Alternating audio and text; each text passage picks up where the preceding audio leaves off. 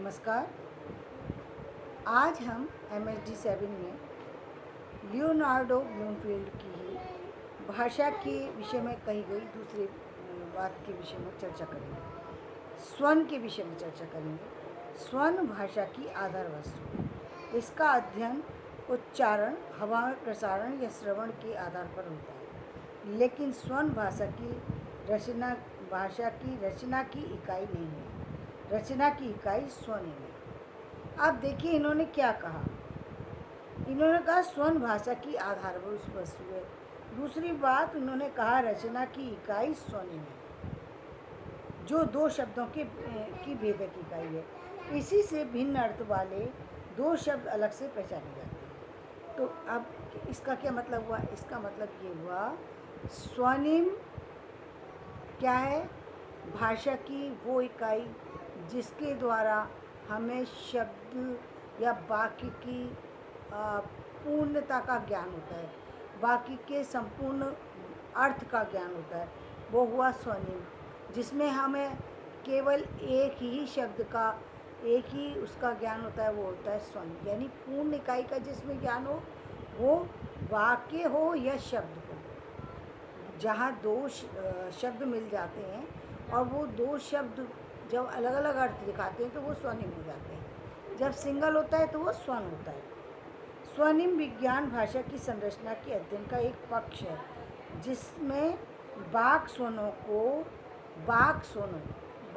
कौन से शब्द स्वनिम नामक अर्थभेदक इकाइयों में व्यवस्थित किया जाता है। स्वनिम नामक अर्थभेदक इकाई, अर्थभेदक इकाई क्या है? वाक्य रचना में वाक्य रचना जब एक साथ सज जाती है किसी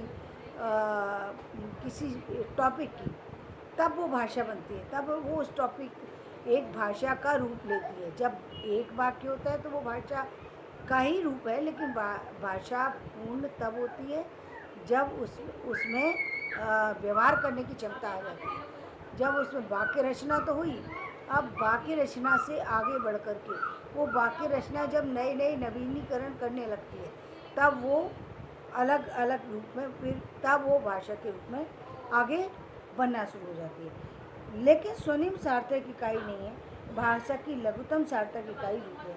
साथ ही उन्होंने क्या कहा? स्वनिम सार्थक इकाई नहीं है, भाषा की लघुतम सार्थक इकाई रूप है। अब इन्होंने ये बात क्यों कही सार्थक इकाई रूप है?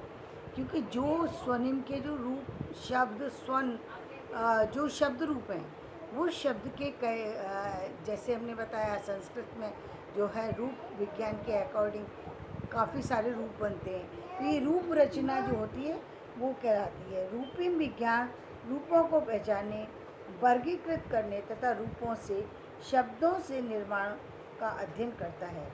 वाक्य विज्ञान में शब्दों से पदबंध की रचना, वाक्य विज्ञान में क्या होती है? शब्दों से पदबंध की रचना, वही वाक्य की रचना, और पदबंधों से उपवाक्यों की रचना।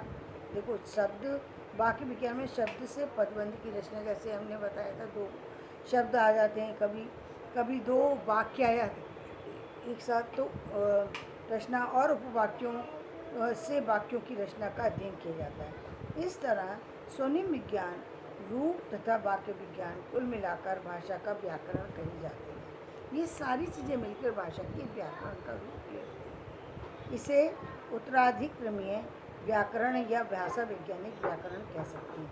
इसको क्या कहा उन्होंने? उत्तराधिक्रमीय व्याकरण या भाषा वैज्ञानिक व्याकरण। क्यों? क्योंकि पहले वर्ण व्यवस्था हुई तो स्वर और व्यंजन बने, फिर शब्द बने, फिर शब्द से वाक्य रचना हुई, वाक्य से फिर वाक्य में भी कई तरह के रूप आ गए। फिर वो आगे जब बढ़ते हैं तब हमारे इस तरीके से जब आगे के वाक्य रचना आगे होने लगती है, तो वह उत्तराधिक्रमीय व्याकरण या भाषा वैज्ञानिक व्याकरण कह सकते हैं। धन्यवाद। आज का वीडियो मैं यही समाप्त करती हूँ। यदि मेरा वीडियो पसंद आए तो इसे लाइक करें, शेयर करें और सब्सक्राइब करें। धन्यवाद।